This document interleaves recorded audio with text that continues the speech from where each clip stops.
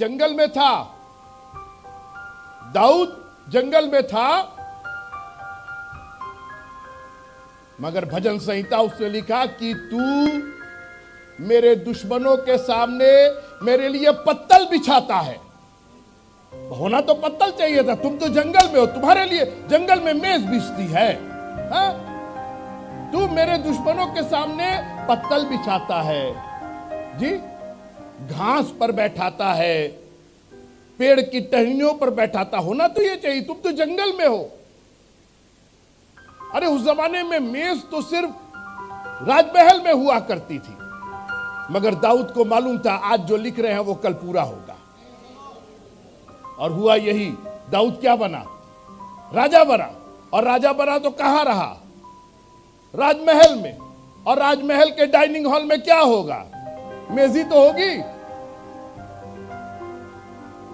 कोई है मेरे साथ?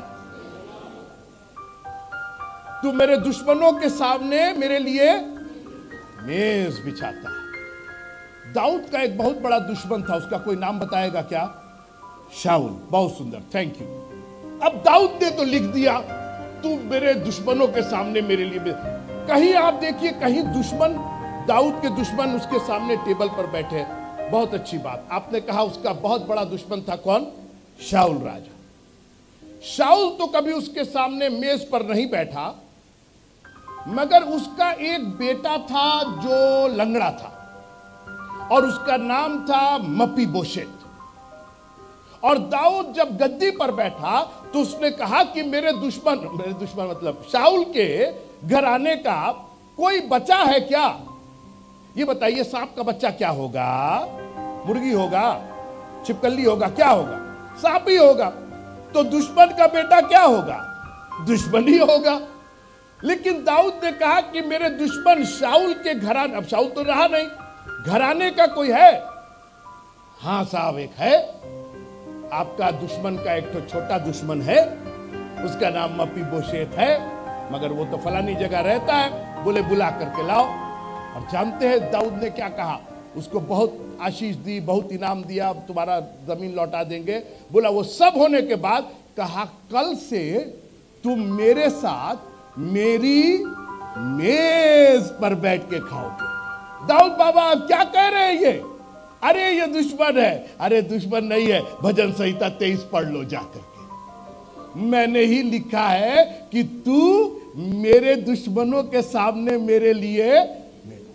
अब सोचिए आप, ये बड़ी सी मेज, राजा की मेज कैसी होगी ना? ये बड़ी सी मेज। अब दाऊद बैठे हैं एक कोने पर राजा, और दूसरे कोने पर कौन बैठा है? मपीबोशेत बैठा है, उसके दुश्मन का बेटा बैठा। दाऊद ने कहा वाह प्रभु जी, कब मैंने क्या लिखा और कब आपने क्या पूरा किया। मित्रों, आज जो आप यहां बैठ करके प्रभु के चरणों में आराधना कर रहे हैं, इसको मामूली मत जानिएगा। आज पता नहीं आपने क्या मांगा है और प्रभु कब आपको क्या दे दे, जब आपकी जरूरत हो। प्रभु की बात को हल्की मत जानिएगा। कोई प्रोफेसी करने की जरूरत नहीं, सारी प्रोफेसीज बाइबल में लिखी हुई है, और वो आपके लिए भी आपके दुश्मनों के सामने मेज बिछाने को तैयार है।